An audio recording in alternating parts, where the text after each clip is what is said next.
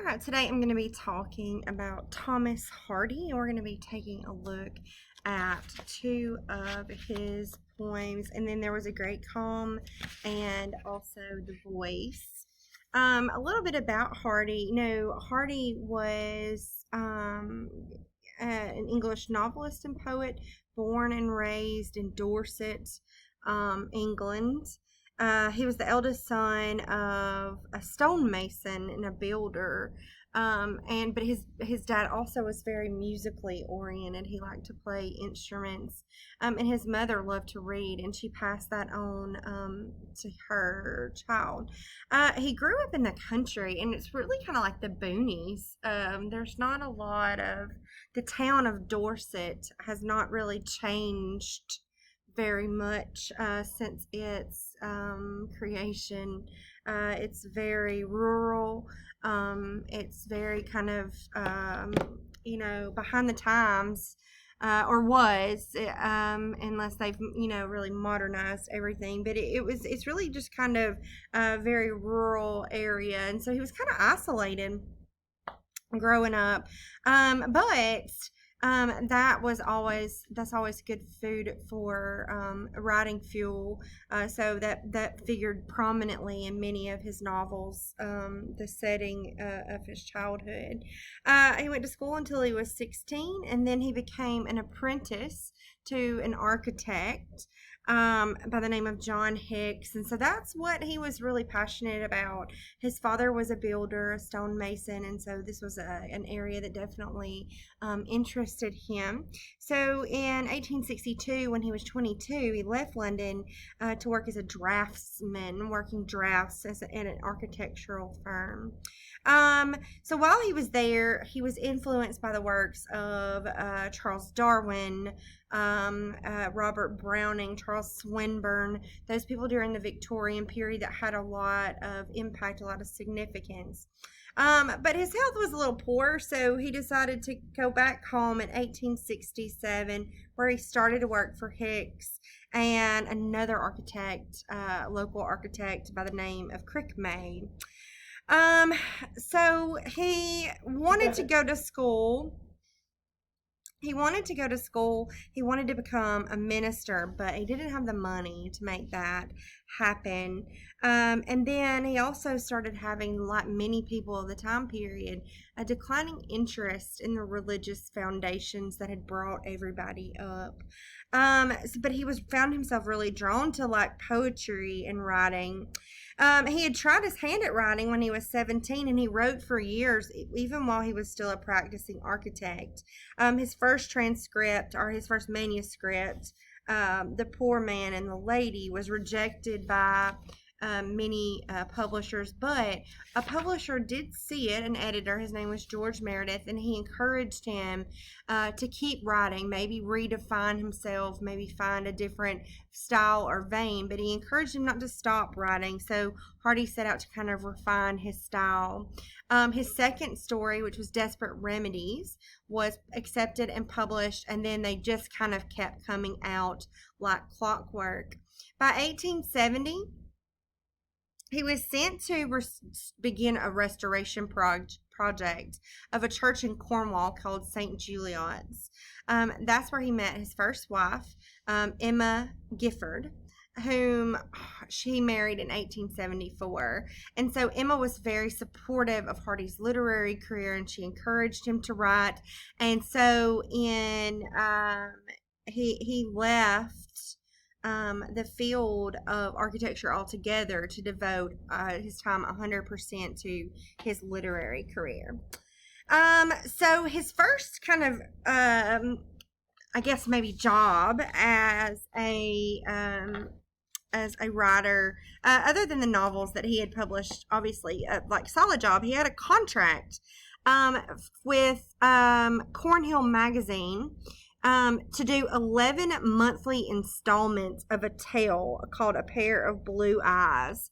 And so his reputation from that, plus what he had already established, kind of set them up for the rest of their lives, their family. He wrote Far from the Madding Crowd in 1874. and it's really in that rural setting, so that Wessex setting that he kind of grew up in himself.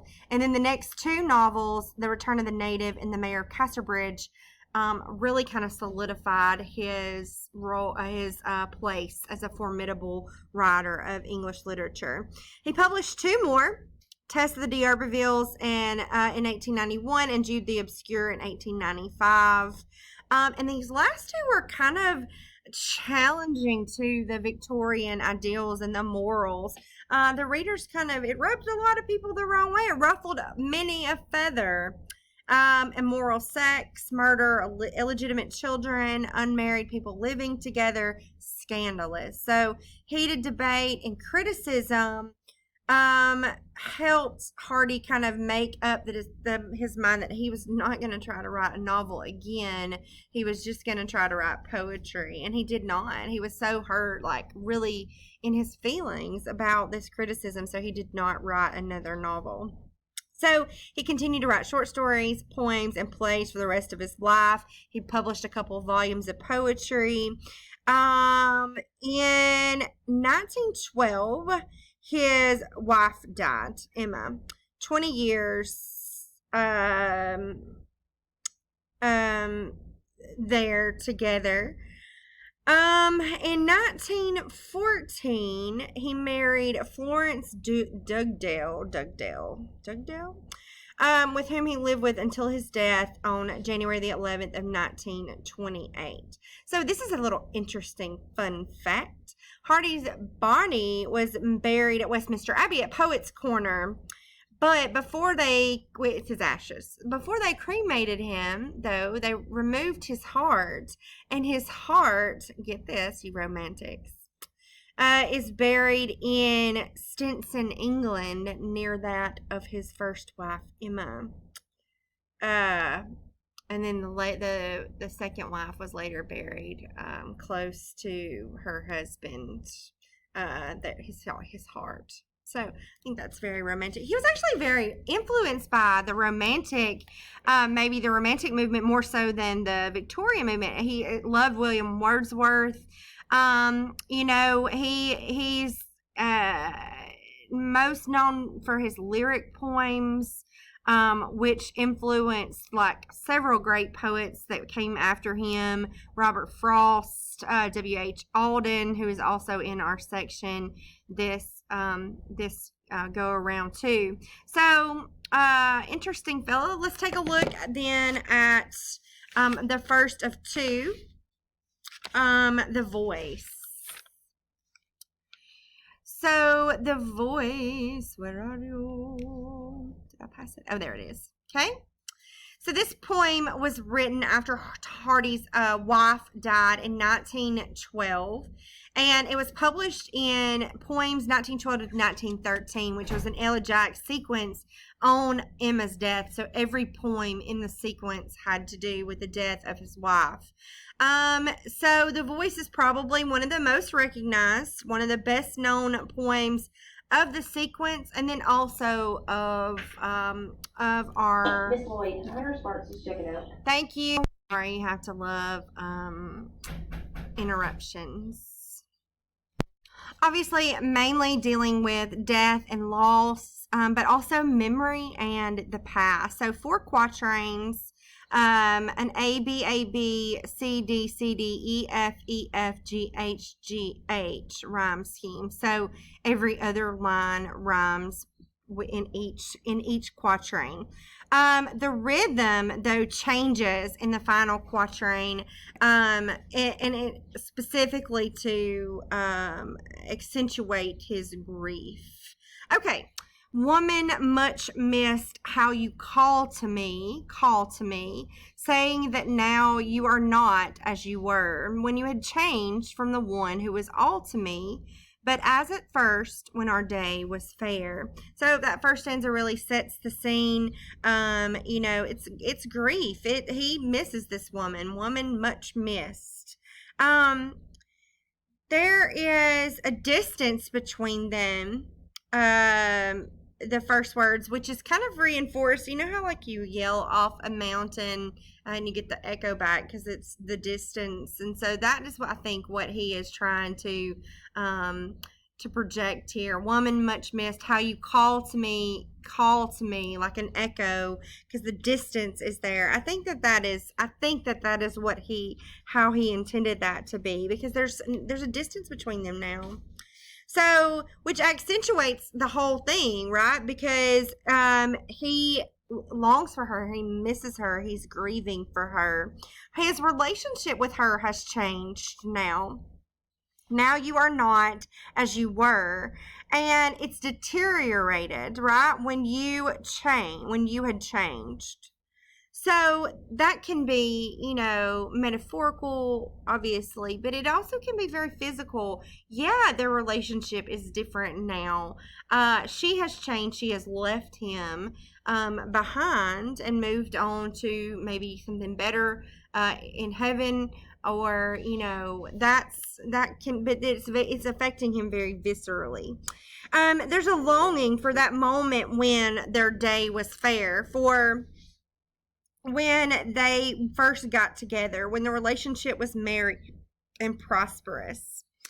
So he uses enjambment. I don't know if you've noticed, but how the lines roll into the second two. Hopefully by now I've talked about that enough that you can recognize it.